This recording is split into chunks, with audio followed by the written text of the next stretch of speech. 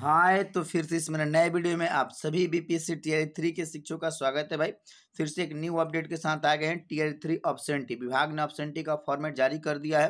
कैसे और कब तक भरना है, क्या क्या इन्फॉर्मेशन देना आवश्यक होता है, पूरी खबर को विस्तार से देखेंगे। इसके पहले मेरे चैनल पर नए हैं तो चैनल को जरूर सब्सक्राइब कर लेंगे, क्योंकि शिक्षा समिति हर एक अपडेट आपको समय समय पे मिलता रहता है। आइए पूरी खबर को विस्तार से देखते हैं। तो ये देखिए भाई, आपका रहा नवनियुक्त विद्यालय अध्यापकों की अनुपस्थिति विवरणी है। यहाँ पर विद्यालय के यहाँ पर नाम हो जाता है, आपको संकुल का नाम हो जाता है, यहाँ पर प्रखंड का नाम, जिला का नाम और यूडाइस कोड होता है, जो आपका विद्यालय का यूडाइस कोड है।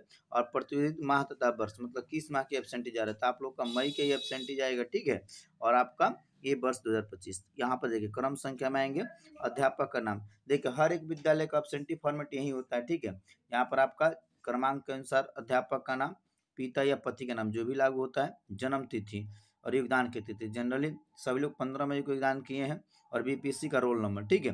और कक्षा, किस कक्षा में आपका हुआ है, 1 to 5, 6 to 8, 9, 10, 11, 12 जो भी। और विषय, कौन सा विषय है। और यहाँ पर प्राण, तो बहुत लोग का ये कहना, देखिए इन्फॉर्मेशन के रूप में, तो प्राण आपके पास है तो भरिएगा, नहीं है तो कोई दिक्कत नहीं है, ठीक है। क्योंकि अभी आपका पेमेंट आने नहीं जा रहा है। जब तक आपका प्राण जनरेट नहीं होता है और प्राण की शिफ्टिंग नहीं हो जाती है, तब तक आपका एचआरएमएस ऑनबोर्डिंग नहीं होता है। जिनका तो प्राण प्लस है उनका शिफ्टिंग होगा, और जिन लोग का नया है तो जनरेट होगा। और उसके बाद आपका एचआरएमएस ऑनबोर्डिंग होगा, उसके बाद ही आपका पेमेंट आएगा, क्योंकि वो तो भाई ऑनलाइन प्रोसेस है। लेकिन ऑब्सेंटी आपका हर महीना जाएगा, उसमें नो डाउट। यही ऑब्सेंटी का फॉर्मेट जारी किया गया।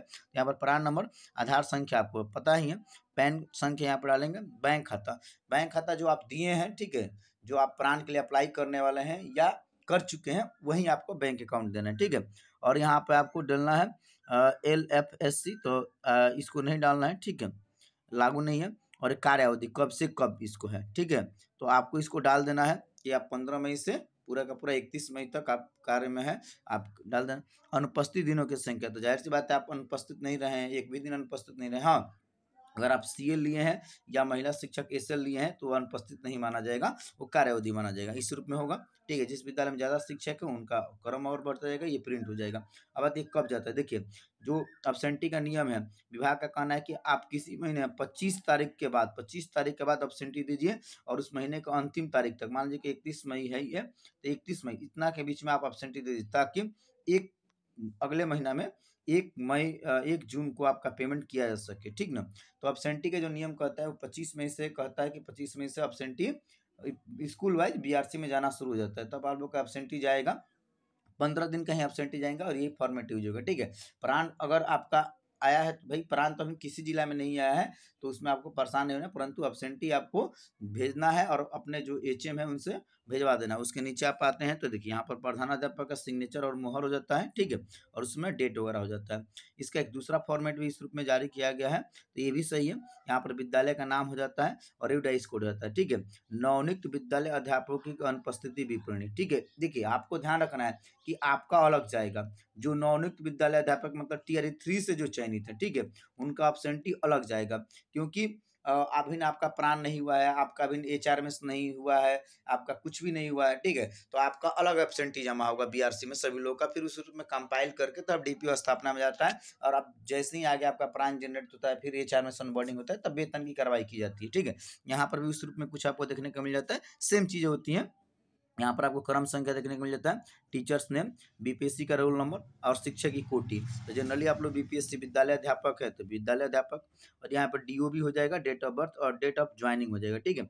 और कुल कार्य दिवस, तो जितना आप कार्य दिवस आपका होला है उतना 15-16 जो भी। और कुल उपस्थिति, तो कुल उपस्थिति वही है आपका, कुल अनुपस्थिति यहाँ पर, ठीक है। तो अनुपस्थित तो आप है नहीं, ठीक है। और प्राण नंबर आएंगे। कुल कार्य दिवस का मतलब यही समझना है कि आप जितना दिन विद्यालय चला है, ठीक है, पूरा का पूरा, उसमें संडे छुट्टी सब काउंट होता है, ठीक। यहाँ पर प्राण नंबर आप डाल देंगे, ठीक है।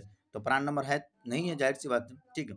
यहाँ पर आपका बैंक अकाउंट नंबर डालेंगे। अब पुराने जो शिक्षक हैं टीआरई 1 टीआरई 2 के, तो अपना प्राण नंबर यहाँ पर डाल देंगे, क्योंकि आपका प्राण नंबर चेंज नहीं होगा, आप सेफ्टी में करेंगे तो प्राण नंबर वहीं रहेगा। तो जो पहले से शिक्षक वो डाल देंगे, बैंक अकाउंट IFSC कोड यहाँ पर डाल देंगे, ठीक ना।